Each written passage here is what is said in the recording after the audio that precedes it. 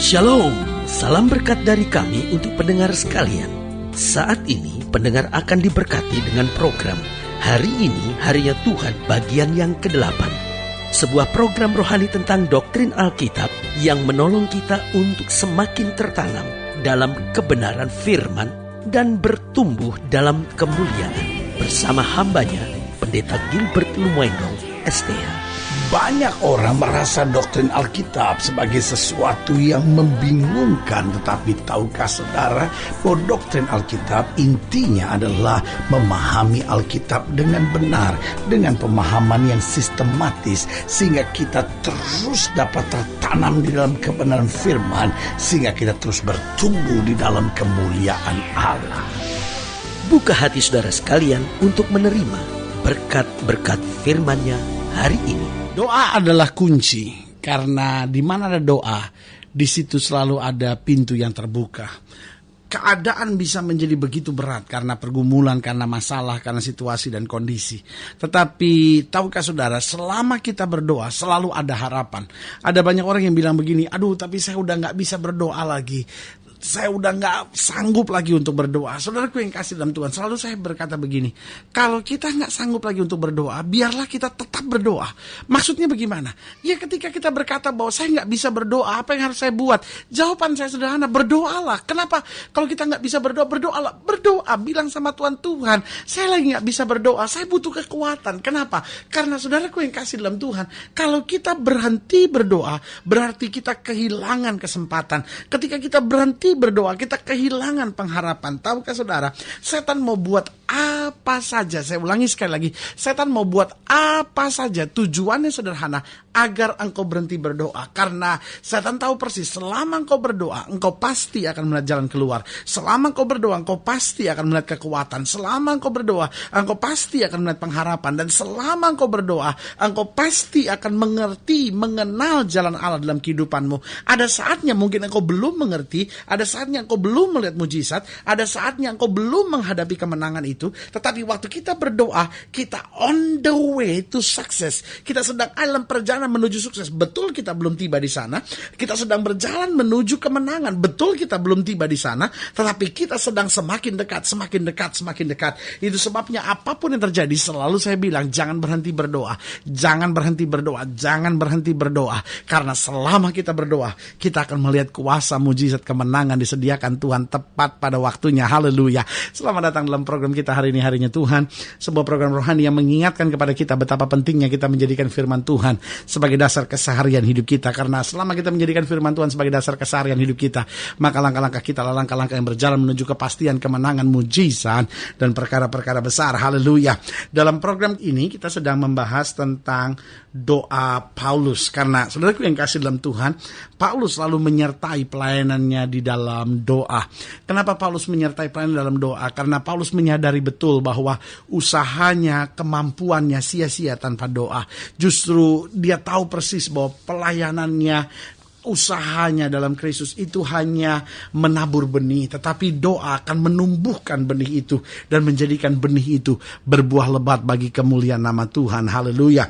Nah, dalam Efesus pasal 3, Efesus pasal 3 ayat yang ke-14 sampai ayat yang ke-21, kita mempelajari kembali doa Paulus. Efesus pasal 3 ayat yang ke-14 sampai ayat yang ke-21.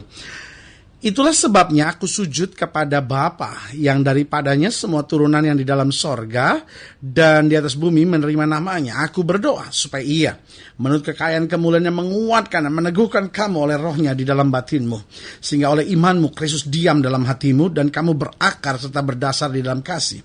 Aku berdoa supaya kamu bersama-sama dengan segala orang kudus dapat memahami betapa lebarnya dan panjangnya dan tingginya dan dalamnya kasih Kristus, dan dapat mengenal kasih itu sekalipun ia melampaui segala pengetahuan. Aku berdoa supaya kamu dipenuhi di dalam seluruh kepenuhan Allah. Bagi Dialah yang dapat melakukan jauh lebih banyak daripada yang kita doakan atau pikirkan, seperti yang ternyata dari kuasa yang bekerja di dalam kita. Bagi Dialah kemuliaan di dalam jemaat dan di dalam Kristus Yesus turun-temurun sampai selama-lamanya. Haleluya. Nah, saudaraku yang kasih dalam Tuhan, Paulus menekankan pelayanannya pada ayat yang ke-20 ini. Katakan, bagi Dialah yang dapat melakukan jauh lebih banyak daripada yang kita doakan atau pikirkan, seperti yang ternyata dari kuasa yang bekerja di dalam kita. Nah, Paulus sedang mau menjelaskan bahwa Allah punya hal-hal yang sangat dahsyat dan luar biasa dalam hidup kita. Jauh lebih daripada apa yang kita pikirkan, jauh lebih daripada apa yang kita doakan. Tetapi persoalannya, kenapa yang kita doakan saja kita nggak alami? Kenapa yang kita pikirkan saja belum kita alami? Apalagi jauh melebihi segala sesuatunya. Nah, itu sebabnya Paulus mau ingatkan bahwa kuncinya bukan Allah nggak sanggup, bukan Allah nggak mau, bukan juga Allah nggak mampu untuk mengerjakan segala sesuatunya, tapi seringkali persoalannya ada di dalam kita. Itu sebabnya Paulus dalam pelayanannya bukan hanya menabur benih, tapi dia mulai mendoakan jemaat yang dia layani. Dan ada beberapa perkara penting yang dia doakan. Yang pertama, coba lihat pada ayat yang ke-16. Dikatakan pada ayat yang ke-16, aku berdoa supaya Ia menurut kekayaan kemuliaannya menguatkan dan meneguhkan kamu oleh rohnya di dalam batinmu. Berarti doanya yang pertama agar Tuhan menguatkan dan meneguhkan kita. Jadi doa Paulus yang pertama agar kita kuat dan teguh. Jadi Paulus sedang mau mengingatkan bahwa Allah mampu mengerjakan buat kita jauh lebih daripada apa yang kita pikirkan, jauh lebih daripada apa yang kita doakan. Tetapi kunci pada yang Paulus mau tekankan di sini adalah kitanya harus kuat, kitanya harus teguh. Saudara gue yang kasih dalam Tuhan, bisa saja suami saudara tiba-tiba punya wanita lain. Bisa saja suami saudara tiba-tiba setelah 5 tahun pernikahan berubah menjadi suami yang keras, kasar, kata-katanya menyakitkan saudara. Tiba-tiba dia menjadi pria yang tidak bisa dipercaya, tiba-tiba dia menjadi pria yang banyak menyimpan rahasia, saudara-saudara, sehingga akhirnya saudara berpikir, kalau saya tahu begini lebih baik saya nggak menikah, sebab saya menikah tambah sakit hati dengan seorang pria seperti dia. Tapi saudaraku yang kasih dalam Tuhan, jangan pernah berpikir untuk bercerai. Betul sudah menghadapinya berat, betul sudah menghadapinya sukar, tapi sebagai hamba Allah saya mau ingatkan bahwa saudara kuat dan teguh. Mungkin saudara terkejut karena tiba-tiba saudara dengar berita bahwa anak saudara hamil di luar nikah. Mungkin saudara sedang terkejut, kenapa? Karena saudara baru tahu bahwa anak saudara ternyata yang manis itu, yang baik itu kelihatannya tiba-tiba terlibat dengan alkohol. Dan saudara yang kasih dalam Tuhan terlibat juga dengan obat terlarang. Saudara kecewa sekali, saudara marah gitu. Tuhan, kenapa ini terjadi? Sebagai hamba Allah saya mau ingatkan buat saudara, engkau pasti menang, engkau pasti lihat mujizat, engkau pasti lihat perkara besar, hanya engkau harus kuat dan teguh. Karena Tuhan sanggup mengerjakan jauh lebih daripada apa yang kita pikirkan dan kita doakan, kata Alkitab. Tapi yang pertama Paulus doakan agar kita kuat dan teguh. Yang kedua di ayat yang ke-17 dikatakan begini, sehingga oleh imanmu Kristus diam dalam hatimu dan kamu berakar serta berdasar dalam kasih. Yang kedua bukan hanya kita kuat dan teguh, karena kalau kita cuma kuat dan teguh tanpa dasar, maka apa yang terjadi? Kadang-kala kita bisa kepala batu, kadang-kala kita bisa menjadi orang yang egois, kadang-kala kita bisa menjadi orang yang kasar, saudara-saudara. Nah, kita betul harus kuat dan teguh, tapi dasarnya, akarnya harus kasih. Berakar dan berdasar dalam kasih, kata Alkitab. Kenapa? Karena kalau akarnya kasih, dasarnya kasih, maka kita kuat dan teguh, tapi tetap lembut. Kita kuat dan teguh, tapi kita tetap sabar. Kita kuat dan teguh, tapi kita tetap tenang menghadapi segala perkara. Nah, ini yang Paulus mau kita memahami. Kita harus seimbang di sini. Di satu sisi kita kuat dan teguh, tapi bukan kasar. Kita kuat dan teguh, bukan kepala batu. Kita kuat dan teguh, tapi akarnya, dasarnya adalah kasih. Dan yang ketiga di ayat yang ke-18 dikatakan begini, aku berdoa supaya kamu bersama-sama dengan segala orang kudus dapat, haleluya, memahami betapa lebarnya dan panjangnya dan tingginya dan dalamnya kasih Kristus. Berarti yang ketiga di sini Paulus tegaskan, yang dia doakan yang pertama agar kita kuat dan teguh. Yang kedua agar kita berakar dan berdasar dalam kasih. Yang ketiga agar kita memahami kasih Kristus dengan benar. Sebab kita nggak akan berakar dan berdasar dengan betul kalau kasih itu sendiri kita tidak pahami dengan benar. Kadang-kadang ada banyak orang pikir kasih Kristus berarti dia akan berkata iya pada apapun yang saya harapkan. No. Kadang-kadang kita pikir kasih Kristus itu berarti dia akan mengerjakan apa saja seperti yang saya harapkan. No. Kadang-kadang kita pikir, oh ya karena Allah mengasihi saya boleh buat seenaknya. Karena toh dia mengasihi, dia juga gak akan marah, dia juga gak akan menghukum saya. No. Kita harus memahami kasih Kristus dengan benar. Artinya yang pertama kasihnya mendisiplin kita. Yang kedua, kasihnya kadang-kala berkata tidak. Dan yang ketiga, kasihnya kadang-kala membawa kita untuk senantiasa berjalan dalam kebenaran. Jadi berbeda dengan yang kita pikirkan. Yang kita mau adalah supaya Tuhan tuntun kita dalam berkat.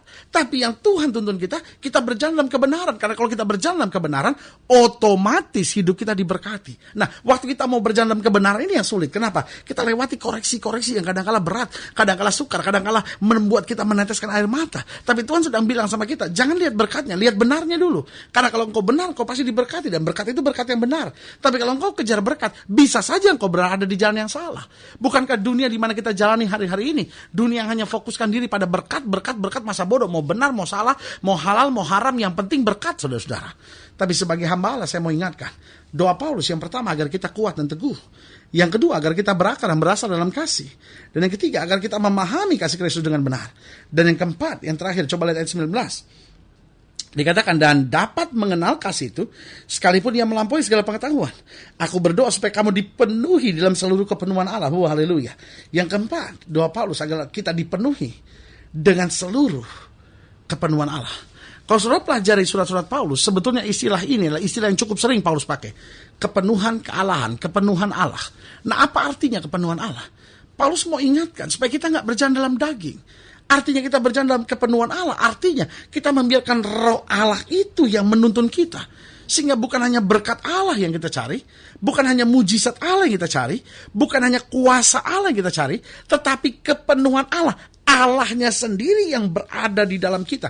Karena Alkitab berkata, jika kamu tinggal dalam aku, kata Yesus, dan firmanku tinggal dalam kamu, minta apa saja, maka aku akan mengerjakannya kepadamu. Jadi Alkitab sedang mau menggambarkan buat kita pentingnya kita hidup dalam kepenuhan Allah. Bukan hanya berkat-berkat Allah, bukan hanya kasih dan kuasa Allah, bukan hanya mujizat-mujizat Allah, tapi seluruh kepenuhan Allah kita tinggal di dalamnya. Dan di situ kita melihat kemuliaan Tuhan dinyatakan. Haleluya. Berarti kembali sebagai hamba Allah, saya mau ingatkan buat saudara bahwa Paulus memang menabur firman, tetapi dia doa supaya apa? Supaya kita mengerti gitu bahwa Allah mampu kerjakan jauh lebih daripada apa yang kita pikirkan dan kita doakan. Tapi bagaimana kita menerimanya? Yang pertama, kita harus kuat dan teguh. Yang kedua, kita harus berakar dan berdasar dalam kasih. Yang ketiga, kita memahami kasih Kristus dengan benar. Dan yang keempat, kita dipenuhi dengan seluruh kepenuhan Allah. Sehingga kita berpikir sebagaimana Kristus berpikir. Kita menyimpan di hati kita seperti apa yang Kristus kehendaki, sehingga langkah-langkah kita senantiasa berjalan dalam terang Kristus. Haleluya. Saudaraku yang kasih dalam Tuhan, jika saudara ingin dilayani lebih jauh, hubungi kami melalui telepon, hubungi kami melalui surat, kunjungi website kami, karena kami ada untuk membawa Bapak Ibu saudara senantiasa lebih dekat pada Tuhan dan mengalami kasih kuasa mujizat yang luar biasa. Haleluya. Melalui program ini secara khusus juga saya mau berdoa untuk setiap saudara yang sakit, setiap saudara yang berbeban berat, karena saya percaya bahwa bagi Allah tidak ada perkara yang mustahil. Saudara ingin didoakan secara khusus, boleh taruh tangan kanan saudara di dada. Dan kita doa, Bapa dalam nama Yesus, hamba doa buat yang sakit, hamba doa buat yang berbeban berat, hamba doa buat setiap mereka yang menghadapi masa-masa yang sukar. Karena hamba percaya bahwa bagi Allah tidak ada perkara yang mustahil. Bapa, hamba berdoa di dalam nama Yesus, Tuhan jamah, Tuhan pulihkan, Tuhan bangkitkan iman kami, sehingga kami dapat mengerti kembali betapa dalamnya kasih kemuliaan Tuhan, jauh lebih daripada apa yang kami pikirkan dan doakan. Dan Engkau akan mengerjakannya bagi kami yang percaya. Terima kasih Bapa, di dalam nama Yesus kami berdoa. Haleluya. Amin. Saudara yang kasih dalam Tuhan, kita sudah berdoa. Ingat, Allah tidak pernah lalai menepati janjinya. Inilah saatnya buat kita untuk bangkit bersemangat, bersuka cita dalam menghadapi segala perkara. Karena kita tahu Kristus sumber kemenangan kita, Kristus sumber sukacita kita, dan Dia dapat mengerjakan jauh lebih daripada apa yang kita pikirkan dan doakan. Doa saya menyertai saudara. Sampai berjumpa pada program berikut, dan jangan lupa jadikan hari ini harinya Tuhan. Haleluya.